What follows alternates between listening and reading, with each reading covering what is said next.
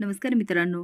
आप्पी आमची collector 1 August प्रोममध्ये Arjun आप्पीला बोलतो आणि बाहेर येतो. आता आप्पी बाहेर येते. रुपाली म्हणते, अपर्णा काय ठरवलं? आता सगळ्यांचा गोंधळ चालू असतो. बापू म्हणतात, अहो एकमेकांशी वाद घालण्यापेक्षा आपण शांतपणे बसून ठरवूया ना काहीतरी. असं कसं? रुपाली म्हणते, जर अपर्णाला सरकारांना सोडवत नसेल ना तर काहीच गरज नाही आम्हाला हिच्याबरोबर इथे राहायची.